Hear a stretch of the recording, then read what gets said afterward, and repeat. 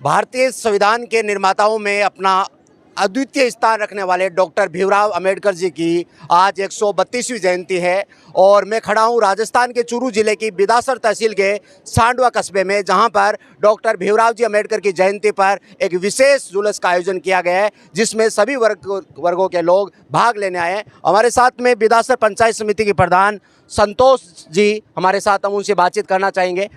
सर्वप्रथम तो डॉक्टर भीमराव अंबेडकर जी जयंती की शुभकामनाएं। बिल्कुल, उस क्षेत्र के सभी लोगों को बाबा साहब की 132वीं जयंती पर हार्दिक शुभकामनाएं और अभिनंदन करना चाहूँगी। आज बाबा साहब की 132वीं जयंती है और हम सब में जो उत्साह है वो देखते ही बन रहा है। आप देख रहे हो छोटे छोटे जो बच्चे हैं ये नीली झंडियाँ लेके जिस प्रकार से एक अपना जो इनके मन में जो भाव है वो प्रदर्शित कर रहे हैं, और आज क्षेत्र के सभी लोग जगह जगह पे ये इस प्रकार की रैलियाँ निकाल के अपनी भावनाओं को प्रकट कर रहे हैं। बाबा साहब जो हमारे भारत रत्न से सम्मानित हुए थे, जिनको मरणोपरांत ये जो पुरस्कार है भारत का सर्वोच्च पुरस्कार दिया गया था, उन्होंने देश की जनता के लिए जो गरीब है, दलित है, जो शोषित वर्ग है और सभी के लिए जो उन्होंने प्रयास किया था। और भारत के जो संविधान है, जो इतना बड़ा लिखित और सबसे बड़ा जो संविधान उसका उन्होंने उसको लिखा था, तो हम सब के लिए वो हमेशा प्रेरणा स्रोत रहेंगे। उन्होंने देश की जनता के लिए बहुत कुछ किया था और हम सब का ये कर्तव्य बनता है कि हम बाबा साहब को उनके पद चिन्हों पे चले, उनके जो विचार थे उन विचारों को अपनाएं। और वर्तमान समय में दलितों पर, शोषितों पर, पीड़ितों पर जो अत्याचार हो रहा है राजस्थान में, उसके बारे में क्या कहना चाहेंगे?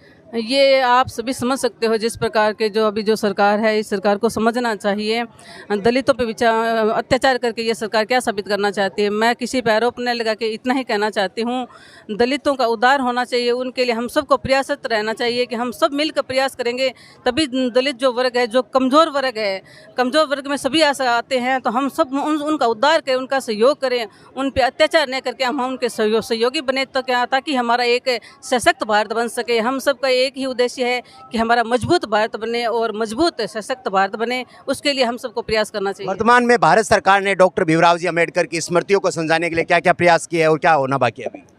निश्चित तौर से बड़े पैमाने पे हमारे देश के प्रधानमंत्री आदरणीय नरेंद्र जी मोदी जी ने जिस प्रकार से प्रयास किया है, जगह जगह बाबा साहब की बड़ी विशाल मूर्तियों का अनावरण किया है। उनके जो जहाँ जहाँ वो गए थे उन स्थानों को उन्होंने संग्रहालय के रूप में संरक्षित किया है। उनकी याद में जहाँ जहाँ जो होना चाहिए बड़े बड़े प्रयास किए हैं, वो हम सबसे छिपे हुए नहीं हैं। तो हम तो इतना ही कहना चाहें, जो भारत सरकार हो चाहे राजस्थान सरकार हो, उनका उद्देश्य एक ही होना चाहिए। जो बाबा साहब हमारे भारत रत्न हैं, उनके जो भी स्थान है जहाँ पे वो पढ़े, जहाँ पे वो जो रहे, जहाँ पे उन्होंने देश के लिए बहुत कुछ किया, उन स्थानों को सुरक्षित करके और जनता के सामने लाए, ताकि लोगों को ये प्रेरणा मिले, लोग ये समझ सके कि एक गरीब परिवार का बच्चा भी बहुत कुछ कर सकता है। आज उन्होंने जिस परिस्थिति में उन्होंने पढ़ाई की थी, जिस परिस्थिति में उन्होंने अपना जीवन यापन किया था और कठिन परिस्थितियों में रहते हुए और बड़े ही दुख को झेलते हुए उन्होंने देश के लिए बहुत कुछ किया था। तो हम सब का यही होना चाहिए, हम सबके मन में एक भावना होनी चाहिए कि हम भी बहुत कुछ कर सकते हैं। अगर आपकी भावना उज्जवल है, अगर आपकी भावना मजबूत है और कठिन परिस्थितियों में झेलकर भी आप बहुत कुछ कर सकते हो। निश्चित रूप से डॉक्टर भीमराव जी अंबेडकर के योगदान को भुलाया नहीं जा सकता। परिस्थितियां कितनी भी प्रतिकूल हो, अगर आप में संघर्ष है, अगर आप में जुनून है, तो आप सफलता को प्राप्त कर सकते हैं। देशवासियों को हमारी चैनल की तरफ से शुभकामनाएं और निवेदन ये करेंगे, किसी भी गरीब, चाहे किसी भी जाति से हो, किसी भी वर्ग से हो, उसका साथ दें, सत्य के लिए लड़ाई लड़े। सत्य परेशान हो सकता है, पराजित नहीं। मैं फैक्टतंत्र टीम से जुगल प्रजापति, सांडवा, चूरू, राजस्थान। जय हिंद, जय भारत, जय Bhim. Please like, share and subscribe and don't forget to हमारा चैनल है फ्रेंड 10 है, आपको अच्छा लगे